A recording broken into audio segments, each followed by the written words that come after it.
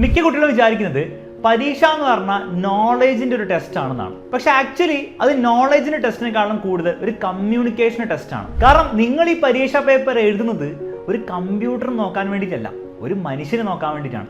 ആ മനുഷ്യന് നിങ്ങളുടെ പേപ്പർ മാത്രമല്ല നോക്കേണ്ടത്, നിങ്ങളുടെ പുറത്ത് 40-50 പേപ്പർ ആയിരിക്കും 2-3 മണിക്കൂറിൽ ഇങ്ങനെ നോക്കേണ്ടി വരിക. ഈ ഒരു വീഡിയോയിൽ പറയുന്ന കാര്യം കൊണ്ട് ഒരുപക്ഷെ നിങ്ങൾക്ക് കിട്ടാവുന്നതിൽ ഒരു എക്സ്ട്രാ ഒരു 4-5 ഓർ ഈവൻ 10 മാർക്കോ ചിലപ്പോൾ കൂടാൻ ചാൻസ് ഉണ്ട്. സോ വീഡിയോ ഫുള്ളായിട്ട് കാണാം. ഈ വീഡിയോ യൂസ്ഫുൾ ആണെന്ന് തോന്നുകയാണെങ്കിൽ തീർച്ചയായും ഫ്രണ്ട്സിന് ഷെയർ ചെയ്യുക. കൂടുതൽ വീഡിയോസിന് ഈ ചാനൽ സബ്സ്ക്രൈബ് ചെയ്യുക. നമുക്ക് സ്റ്റാർട്ട് ചെയ്യാം. How to present your paper in your exams. ആദ്യം നമ്മൾ മനസ്സിലാക്കാൻ പോകുന്ന ട്രിക്കാണ് cognitive ease. Basically Daniel Kahneman എന്ന നോബൽ പ്രൈസ് വിന്നിംഗ് ആയിട്ടുള്ള ഒരു സയന്റിസ്റ്റ് ഈ ഒരു ബുക്കിൽ പബ്ലിഷ് ചെയ്തൊരു കോൺസെപ്റ്റാണ്. നമ്മുടെ എക്സാം കോണ്ടെക്സ്റ്റിൽ നമ്മൾ പറയുകയാണെങ്കിൽ നിങ്ങളുടെ പേപ്പർ ഏതാണ്ട് ഇതുപോലെയൊക്കെ ആണെങ്കിൽ, അതായത് വായിക്കാൻ ബുദ്ധിമുട്ടാണ്, മനസ്സിലാക്കാൻ ബുദ്ധിമുട്ടാണെങ്കിൽ ഓട്ടോമാറ്റിക്കലി അത് കറക്റ്റ് ചെയ്യുന്ന ടീച്ചറിൻ്റെ ബ്രെയിൻ സ്ട്രെയിൻ ഫീൽ ചെയ്യും. ഈ സ്ട്രെയിൻ ഫീൽ ചെയ്യുമ്പോൾ ഓട്ടോമാറ്റിക്കലി ടീച്ചർ ഒരു മനുഷ്യനാണ്, അവർക്കൊരു ബാഡ് മൂഡ്, ഒരു മോശം മൂഡിലേക്ക് പോകാൻ ചാൻസ് ഉണ്ട്.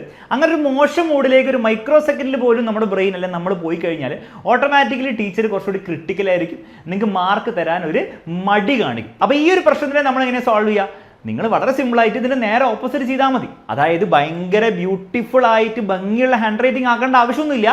സിമ്പിളി ഒരു ടീച്ചറിന് വായിക്കുമ്പോൾ അത് ക്ലിയർ ആയിട്ട് ഈസിലി വായിക്കാൻ പറ്റുമെങ്കിൽ നിങ്ങളുടെ തന്നെ ബെസ്റ്റ് ഹാൻഡ് റൈറ്റിങ്ങിൽ വൃത്തിയായിട്ട് എഴുതാൻ വേണ്ടി നോക്കുക. അപ്പോൾ ഹാൻഡ് റൈറ്റിങ്ങിന് ഭംഗിനെക്കാളും ഇവിടെ കൂടുതൽ ഫോക്കസ് ചെയ്യേണ്ടത് ലെജിബിലിറ്റിയാണ്. എത്രത്തോളം ഈസി ആയിട്ട് വായിക്കാൻ പറ്റുന്ന കാര്യത്തിലാണ് നിങ്ങൾ ഫോക്കസ് ചെയ്യേണ്ടത്. അങ്ങനെ നിങ്ങൾ ആക്കിയാൽ ബ്രെയിൻ നേരെ തിരിച്ചാവും. ആരുടെ? നിങ്ങളുടെ ബ്രെയിനിൽ ടീച്ചറിൻ്റെ ബ്രെയിൻ കുറച്ചും കൂടി ഈസ് ഫീൽ ചെയ്യും. അങ്ങനെ ഈസ് ഫീൽ ചെയ്യുമ്പോൾ ഓട്ടോമാറ്റിക്കലി നമ്മൾ കുറച്ചുകൂടി ഹാപ്പി മൂഡിലായിരിക്കും. ഹാപ്പി മൂഡിലാവുമ്പോൾ നിങ്ങൾ വായിക്കുന്ന ആൻസറൊക്കെ കുറച്ചുകൂടി ഹൈ ക്വാളിറ്റിയാണ്. പ്രത്യേകിച്ച് ആൻസറിൽ വലിയ കുഴപ്പങ്ങളൊന്നും ഇല്ലെങ്കിൽ ഈസി ആയിട്ട് നിങ്ങൾക്ക് അതിൽ മുഴുവൻ മാർക്കും തരാനുള്ളൊരു പ്രവണതയായിരിക്കും ഏതൊരു മനുഷ്യനും കാണിക്കുക. ഇവിടെ വീണ്ടും നിങ്ങൾ മനസ്സിലാക്കേണ്ടത് കറക്റ്റ് ചെയ്യുന്ന ടീച്ചർ ഒരു കമ്പ്യൂട്ടർ അല്ല, ഒരു മനുഷ്യനാണ്. മനുഷ്യന് വേണ്ടിയിട്ടാണ് നമ്മൾ പേപ്പർ എഴുതേണ്ടത്. അപ്പോൾ ഈ ഒരു സിമ്പിൾ റൂൾ നിങ്ങൾ ഫോളോ ചെയ്താൽ തന്നെ കുറച്ച് മാർക്സ് നിങ്ങൾക്ക് എന്താണ് സേവ് ചെയ്തെടുക്കാൻ പറ്റും. നിങ്ങൾ അൺനെസസറിലി ലൂസ് ചെയ്യില്ല. അതും പറഞ്ഞാൽ നമുക്ക് രണ്ടാമത്തെ ട്രിക്കിലേക്ക് പോവാം. രണ്ടാമത്തെ ട്രിക്കും വളരെ സിമ്പിളാണ്. നിങ്ങളുടെ പരീക്ഷാ പേപ്പറിലെ ആൻസർ ഷീറ്റിലെ ആദ്യത്തെ 2 പേജായിരിക്കും നിങ്ങളുടെ മാർക്കിനെ തീരുമാനിക്കുക. ക്വയറ്റ് ലിറ്ററലി എടുക്കേണ്ട, പക്ഷെ നിങ്ങളുടെ മാർക്കിനെ സ്വാധീനിക്കും. ഇതിനെയാണ് നമ്മൾ ഹേലോ എഫക്റ്റ് എന്ന് വിളിക്കുക.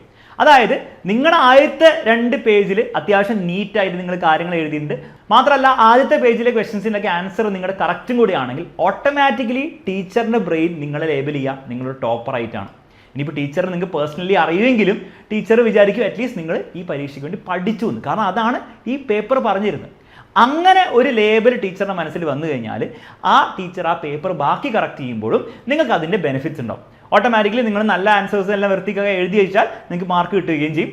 എന്നാൽ എവിടെയെങ്കിലൊക്കെ നിങ്ങൾ ചെറിയ സില്ലി മിസ്റ്റേക്സോ അല്ലെങ്കിൽ ചെറിയ കാര്യങ്ങൾ നിങ്ങൾ അങ്ങനെ എഴുതാൻ വിട്ടുപോയാൽ ടീച്ചർ ഓട്ടോമാറ്റിക്കലി നിങ്ങൾക്ക് ആ ബെനിഫിറ്റ് ഓഫ് ഡൗട്ട് തരും. കാരണം നിങ്ങളെല്ലാം പഠിച്ച കുട്ടിയല്ല ടീച്ചറുടെ മനസ്സിൽ. അപ്പം അവർ പഠിച്ച കുട്ടിക്ക് ഇത് അറിയായിരുന്നു, ചിലപ്പോൾ മിസ്സായി പോയതാണെന്നുള്ള കാര്യം സബ് കോൺഷ്യസ്ലി ഫീൽ ചെയ്യുന്ന കാര്യങ്ങളാണ്. ഇത് ഒരിക്കലും ഒരു ടീച്ചർ ഇങ്ങനെ ചിന്തിക്കുന്ന കാര്യമല്ല. പക്ഷെ അതിൻ്റെ ഒരു ബെനിഫിറ്റ് നിങ്ങൾക്ക് കിട്ടുന്നതുകൊണ്ട് ഓട്ടോമാറ്റിക്കലി നിങ്ങൾക്ക് എന്താണ് കുറച്ച് മാർക്സ് ഒക്കെ എക്സ്ട്രാ കിട്ടാൻ ചാൻസ് ഉണ്ട്. അല്ലെ അറ്റ്ലീസ്റ്റ് നിങ്ങളുടെ അനാവശ്യമായിട്ട് പോകേണ്ടിയിരുന്ന മാർക്സ് ഒരു പക്ഷേ നിങ്ങൾക്ക് പോകാതിരിക്കാനൊരു ചാൻസ് ഉണ്ട്. അപ്പോൾ ഇതിനു വേണ്ടി നിങ്ങൾ സിമ്പിളായിട്ട് ചെയ്യേണ്ടത്, നിങ്ങൾ ആദ്യം ക്വസ്റ്റ്യൻസ് ഒന്ന് വായിച്ചു നോക്കുക. ഈ ഫസ്റ്റും സെക്കൻഡും തേർഡും ക്വസ്റ്റ്യൻസ് ഒക്കെ നിങ്ങൾക്ക് ആക്ച്വലി അറിയാം, നിങ്ങൾക്ക് കോൺഫിഡൻ്റ്ലി അറിയാമെങ്കിൽ നിങ്ങൾ അതേ ഓർഡറിൽ തന്നെ പോയിക്കോളാം, കുഴപ്പമൊന്നുമില്ല. പക്ഷേ നിങ്ങൾക്ക് ഈ ഒരു ഫസ്റ്റ് സെക്ഷനിൽ തന്നെ ഒരു 5 ചോദ്യത്തിൽ 3 ചോദ്യം അറിയില്ലെങ്കിൽ നിങ്ങൾ അതവിടെ അറ്റംപ്റ്റ് ചെയ്യാതെ രണ്ടാമത്തെ സെക്ഷനോ അല്ലെങ്കിൽ മൂന്നാമത്തെ സെക്ഷനോ ഏത് സെക്ഷനാണോ നിങ്ങൾക്ക് ഏറ്റവും കോൺഫിഡൻറ്റ് അത് വെച്ച് സ്റ്റാർട്ട് ചെയ്യാം. പക്ഷെ ഒരു കാര്യം നിങ്ങൾ ശ്രദ്ധിക്കേണ്ടത്, നിങ്ങൾ ഇങ്ങനെ ഒരിക്കലും ചെയ്യാൻ പാടില്ല. ഫസ്റ്റ് ചോദ്യം എഴുതുന്നു, പിന്നെ വേറൊരു സെക്ഷനിലെ 6ാമത്തെ ചോദ്യം എഴുതുന്നു, പിന്നെ മറ്റൊരു സെക്ഷനിലെ 12ാമത്തെ ചോദ്യം എഴുതുന്നു.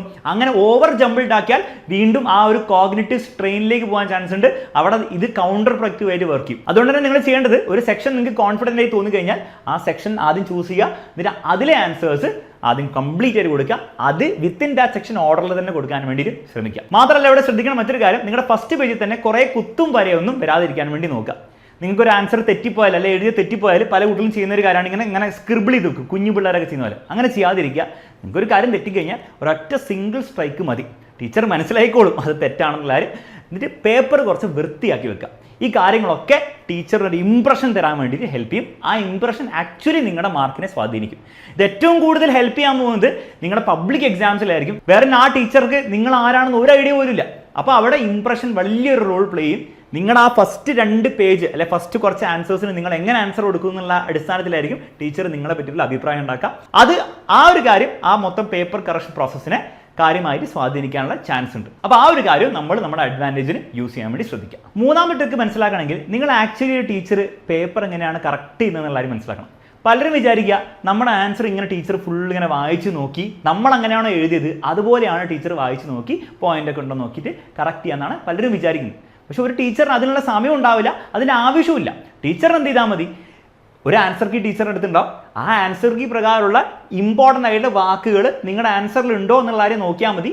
ഇൻഫാക്ട് അവരത്രയും നോക്കാൻ പോകുന്നുള്ളൂ. അപ്പോൾ നിങ്ങളുടെ ഡ്യൂട്ടി എന്താണ്, നിങ്ങളുടെ പേപ്പറിൽ ആ കീവേഡ്സ് ഉണ്ടെന്നുള്ള കാര്യം കാണിച്ചു കൊടുക്കുക. അതിന് ഏറ്റവും സിമ്പിൾ ആയിട്ടുള്ള വഴിയാണ് നിങ്ങൾ ആ കീവേഡ്സ്, അതായത് ആ ടീച്ചർ തേടുന്ന കുറച്ച് വാക്കുകളില്ലേ അത് നല്ല വൃത്തിയായിട്ട് അണ്ടർലൈൻ ചെയ്യാം.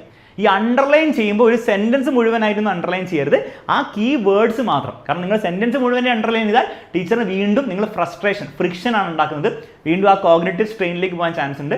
അപ്പോൾ ഇമ്പോർട്ടൻ്റ് ആയിട്ടുള്ള വാക്കുകൾ, ഇപ്പോൾ സോഷ്യലിലാണെങ്കിൽ ഇമ്പോർട്ടൻ്റ് ആയിട്ടുള്ള ട്രീറ്റി ആയിക്കോട്ടെ, അല്ലെങ്കിൽ ഡേറ്റ്സ് ആയിക്കോട്ടെ, ബയോളജിയിലോ കെമിസ്ട്രിയിലോ ഒക്കെ ആണെങ്കിൽ ഇമ്പോർട്ടൻ്റ് ആയിട്ടുള്ള ഒരു വാക്ക് ഉണ്ടാവുമല്ലോ, ഡെഫിനിഷൻ ചോദിച്ച ആ വാക്ക്, അതൊക്കെ നിങ്ങൾ എന്ത് ചെയ്യുക, അണ്ടർലൈൻ ചെയ്ത് വെക്കാം.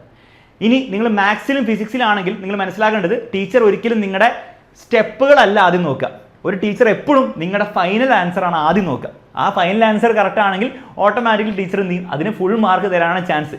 കാരണം ഇത് ടിക്ക് അടിച്ചിട്ട് പിന്നെ എന്ത് ചെയ്യും, ബാക്കിയുള്ള ജസ്റ്റ് ഒന്ന് നോക്കും, എന്നിട്ട് ഫുൾ മാർക്ക് തരും. അപ്പോൾ ഫൈനൽ ആൻസർ എപ്പോഴും നിങ്ങൾ എന്ത് ചെയ്യുക, ഒരു ബോക്സിലിടാം. അണ്ടർലൈൻ ചെയ്യുന്നതിനേക്കാളും ഇവിടെ കൂടുതൽ എഫക്റ്റീവ് ആ ബോക്സിലാക്കി വെക്കുക എന്നാണ്.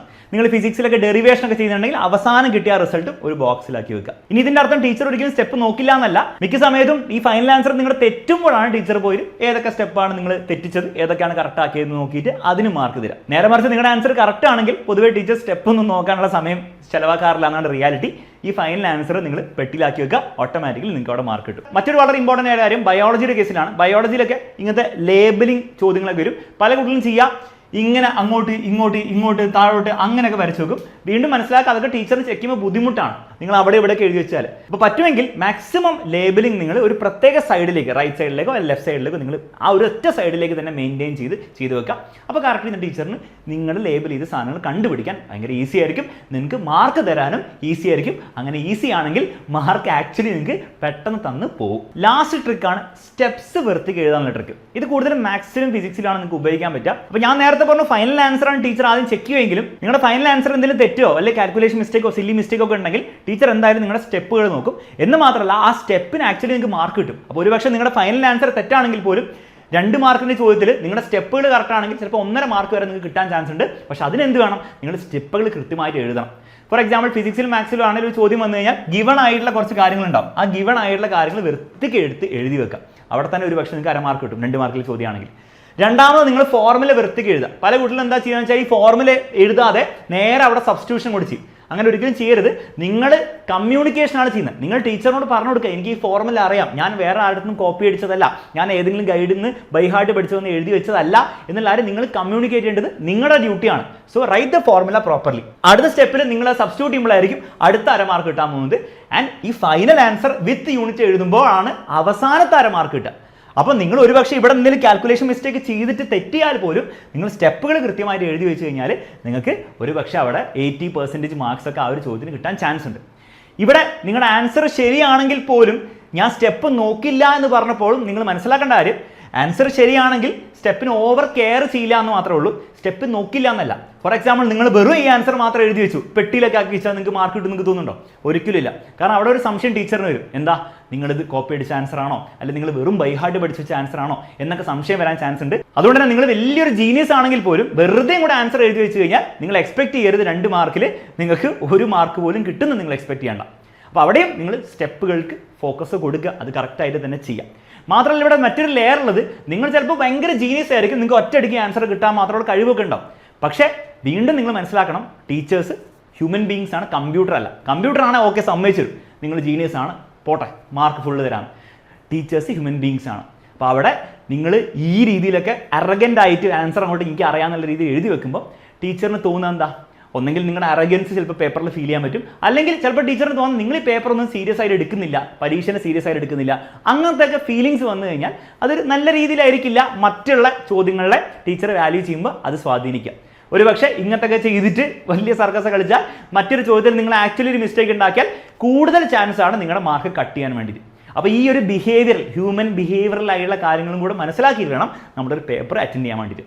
ഇത് ഏറ്റവും കൂടുതൽ വാലിഡ് ആവാൻ പോകുന്നത് നിങ്ങളുടെ പേപ്പർ കറക്റ്റ് ചെയ്യുന്ന ടീച്ചർ നിങ്ങളെ ഒരു രീതിയിലും അറിയാത്ത സ്ഥിതിയിൽ വരുമ്പോഴാണ് ഈ ഒരു എഫക്റ്റ് കൂടുതൽ നിങ്ങളുടെ മാർക്സിനെ സ്വാധീനിക്കുക. അപ്പോൾ ഈ കാര്യങ്ങളോട് മനസ്സിലാക്കി കഴിഞ്ഞാൽ ഈ നെഗറ്റീവ് എഫക്ട്സിൽ പോകാതെ പോസിറ്റീവ് എഫക്ട്സ് മാക്സിമം ബിൽഡ് ചെയ്ത് നിങ്ങളുടെ മാർക്കിനെ ഒന്നെങ്കിൽ പ്രൊട്ടക്ട് ചെയ്യാം, അല്ലെങ്കിൽ ഇഫ് യു ആർ ലക്കി നിങ്ങൾക്ക് കുറച്ച് എക്സ്ട്രാ മാർക്സ് കിട്ടാനുള്ള ചാൻസും ഈ ട്രിക്കുകൾ തരും.